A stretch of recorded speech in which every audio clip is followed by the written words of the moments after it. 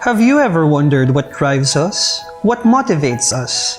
The things that inspire us to do more and excel more? We at LPU Batangas are driven by passion, dedication, challenges, and opportunities. Every day, we take new steps to a continuous journey to improve and grow, raising the bar of quality and excellence in education beyond borders. Welcome to Lyceum of the Philippines, University Batangas. Hi, good day everyone. I'm Teacher Jaywell.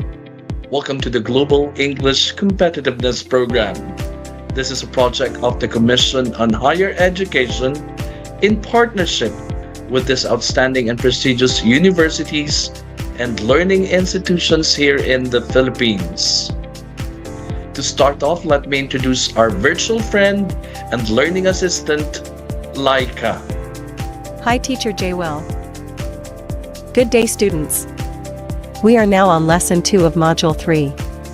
Today, we are going to discuss about identifying sources and the information required in academic writing.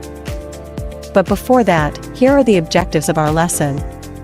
First, it is important to identify primary and secondary sources in doing credible academic writing. Lastly, this lesson encourages you to express your feelings and attitudes towards your work using discourse skills, which we will also discuss later. Now, let's set the mood in this activity. You may answer these questions on your own or in a group, if you have. Looking at the pictures, attach pictures from the module. 1. What do you think are they doing? 2. How many are there in the group? 3. How many do you think will be your members if you work in a group? 4. What do you think will be your appropriate schedule if you need to accomplish a task? 5. Do you think your members will be happy in doing their task? Students, these are some of the questions you need to ask yourselves or members before doing any task like writing. Teacher Jaywell, for example, in a group report or project like a research study, those questions have to be considered. One of the tasks you need to deliver is look for and identify sources of your work.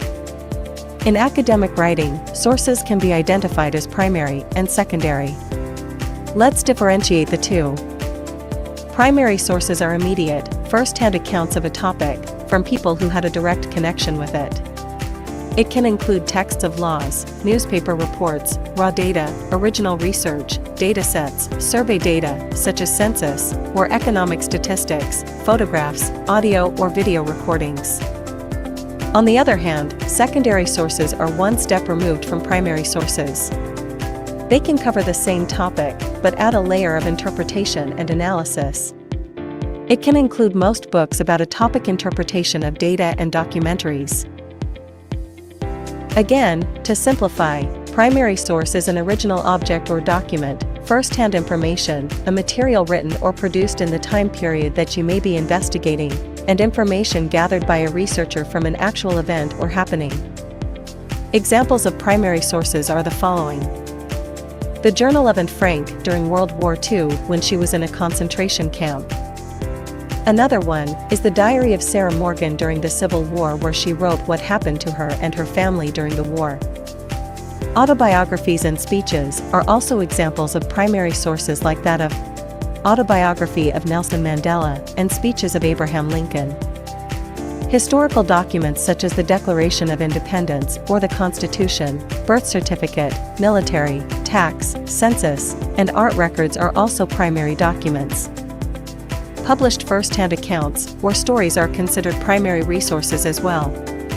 Examples of these are the 2008 presidential candidate Senator John McCain talk about his own experiences as a Vietnam veteran and his television footage of his release as prisoner of war. Sound recordings and interviews are considered primary resources too. President Roosevelt's war messages and President Obama's televised interviews. Photographs and videos are also primary sources. Photos of war and film interview of world leaders are just few examples. Now, let's understand secondary source this time. Again, it is something written about a primary source. It is written after the fact, that is, at a later date. Usually, the author of a secondary source interprets the evidence found in the sources. You can think of secondary sources as second-hand information. Examples of secondary sources are biography, that of Martin Luther King's written by and Fleming. Almanacs, encyclopedias, history books, and textbooks are all secondary sources because they were written after the events occurred. Remember and think about it like this. If I tell you something, I am the primary source. If you tell someone else what I told you, you are the secondary source. But how about newspaper and magazine article? Is it a primary or secondary source? Let's put it this way, if the article was written at the time something happened, then it is a primary source. Example, the articles written on Barack Obama's inauguration in 2009 are primary sources. However, if a reporter in 2009 wrote about George Washington's inauguration using information written by someone else in 1789, that would be a secondary source. Now, to check on your understanding of the lessons discussed, here are some activities for you to try out.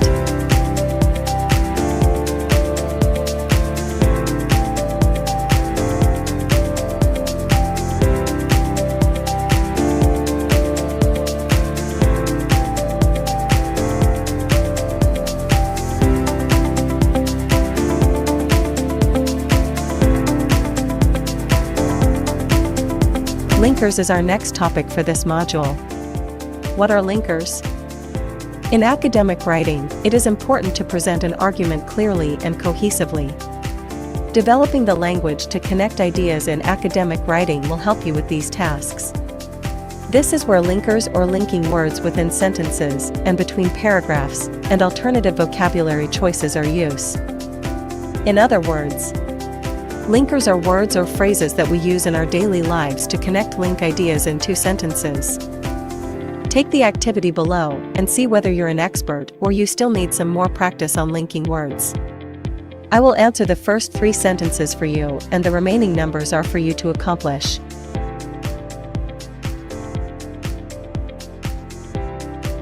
Very good, students. This time, we are going to discuss about discourse markers.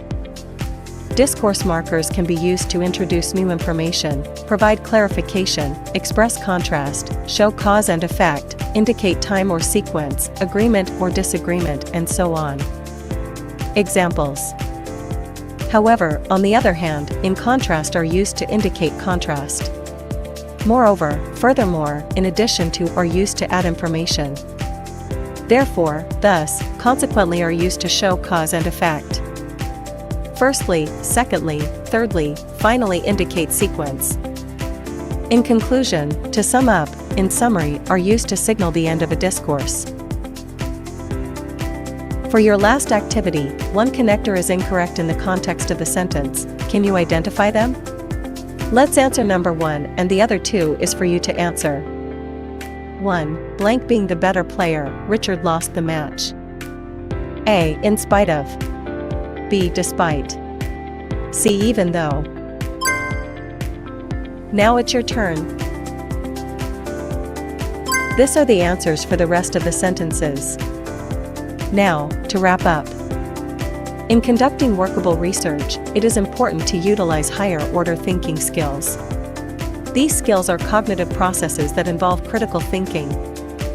You are also provided activities in identifying the primary and secondary sources for the credibility and relevance of your sources. Grammar lessons through our discussion on linkers and discourse markers were also included for your comprehensive learning. Now, Teacher J. Well, students, as always, we have learned a lot today. There you have it, Teacher J. Well, back to you.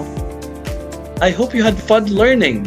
Until next time, I am Teacher J. Will. Learn differently, live differently.